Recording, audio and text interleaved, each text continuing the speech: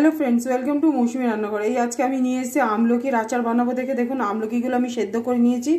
এই পুরো সেদ্ধ হয়ে গেছে। দেখুন, এই যে আমি চাকু দিয়ে এই যে ঢুকিয়ে দেখছি পুরো সেদ্ধ হয়ে গেছে। এরপরে আমি এখানে ভাজা মশলা করে নিয়েছি। দেখুন, এখানে 5 ফোড়ন আর শুকনো লঙ্কা আমি ভেজে নিয়েছি। তার সঙ্গে পরে আমি মৌরিটাও ভেজে দিয়ে দেবো। আর এই যে দেখুন সেদ্ধ করছি, পরে আপনাকে রেসিপিটা পুরোটা আমি দেখিয়ে দিচ্ছি। এখানে তেল গরম হয়ে গেছে। আমি আমার স্টাইলে বানাচ্ছি আমলকির আচার, আপনাদের স্টাইলে বানাতে পারেন। এই দেখুন, মৌরি আর আমি শুকনো লঙ্কা দিয়ে দিয়েছি। মৌরিটা একটু ভেজে নেব, ভেজে নিয়ে এবার শুকনো লঙ্কাটা একটু হয়ে যাবে, তারপরে আমি গুড়টা এর মধ্যে ঢেলে দেবো। আমি গুড় দিয়ে দিয়েছি। দেখুন, এবার গুড়টা ভালো করে গলে যাবে, একদম আঠা আঠা একটু হয়ে যাবে, তখন আমি আমলকিগুলো দিয়ে দেবো। এই যে দেখুন, গুড়টা একটু গলে যাক, গলে একটু আঠা আঠা হয়ে যাক, তখন আমি আমলকিগুলো দিতে লাগবো। আমি তখন যে দেখুন বন্ধুরা, এই যে গুড় গলে যাচ্ছে। আর এখানে কিন্তু আমি 500 গুড় নিয়েছি।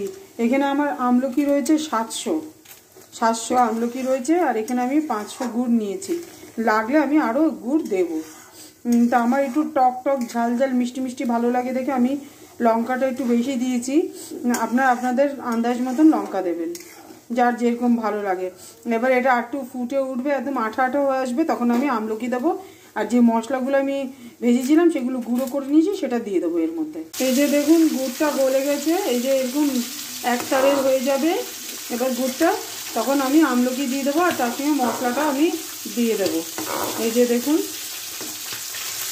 বন্ধুরা, গুড়টা প্রায় রেডি হয়ে গেছে। এবার আমি আস্তে আস্তে করে এক একটা করে আমলকি দিয়ে দেবো। এই যে আমলকিগুলো দিয়ে দিচ্ছি আমি। এই যে দেখুন, খুবই সুন্দর লাগে খেতে। আপনারা এভাবে আমের চাটনিও করতে পারেন। আমি আমের চাটনিও আমার এতে দিয়েছি মৌসুমি রান্নাঘরে, আপনারা দেখে নেবেন।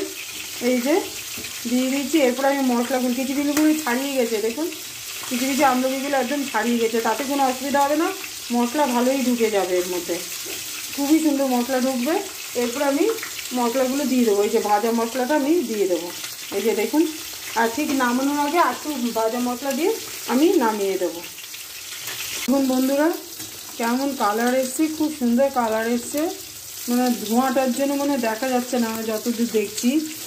ধোঁয়াটা যদি একটু কম হতো তাহলে বোঝা যেত। আর কিছু কিছু আমলকিগুলো মুখগুলো এমনি দেখুন খুলে যাচ্ছে। দেখুন কী সুন্দর, একদম পদ্ম ফুলের মতন হয়ে যাচ্ছে। দেখুন পদ্ম ফুলের মতন হয়ে যাচ্ছে। আমি কিন্তু এর মধ্যে অল্প একটু লবণ দিয়েছি, আর একটুখানি হলুদ দিয়েছি, সেটা আপনাদের দেখাতে পারিনি, স্কিপ করে গেছি। এই যে দেখুন কালারটা দেখুন, এবার ধোঁয়াটা একটু কম হয়েছে, কালারটা দেখুন, দারুণ একটা কালার এসছে। কিন্তু করে খাবেন, দারুণ লাগবে খেতে। এই যে দেখুন, আমার আমলকির আচার পুরো রেডি। দেখুন কতটা লোভনীয় হয়েছে, দারুণ লাগছে দেখতে আমলকির আচারটা। এই যে খুলে গেলেও কোনো অসুবিধা নেই। এই দেখুন, আমার কিছু কিছু আমলকির এগুলো খুলেও গেছে, তাতে কোনো অসুবিধা হবে না। আর এই যে এই দেখুন, আমি দেখাচ্ছি আপনাকে, এই এরকম আঠা আঠা এক তারের হয়ে গেছে। এই দেখুন আঠা আঠা এক তারের হয়ে গেছে। তাহলে এটা পুরো রেডি। এবার আমি মশলাটা দিয়ে এটাকে ঠান্ডা করে নিয়ে তারপরে আমি একটা বয়মে এটা রেখে রোদ্দুরতে একটু শুকাতে দেবো, তাহলে আরও টেস্ট হবে। আর শীতকালে আমলকির আচার খেতে দারুণ লাগে, আপনারা কিন্তু অবশ্যই ট্রাই করবেন। আর আমি এটা ঠান্ডা হয়ে যাক, আপনাদের আবার দেখাবো। তাহলে বন্ধুরা, আপনারা কিন্তু অবশ্যই কমেন্টস করে জানাবেন আপনাদের কেমন লাগলো এই আমলকির আচারটা।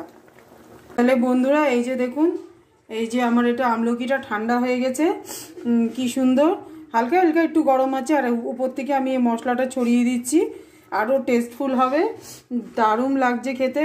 আমি জাস্ট খেয়েছিলাম, আর আমার ছেলেও খেয়েছে, দারুণ বলেছে।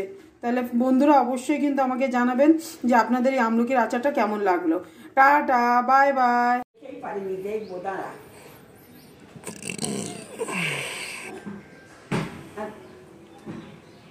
হ্যাঁ, না মানি বললো বই, তারপরে এরা ছেড়েছে বললো। আচ্ছা, আমি দেখে নেবো।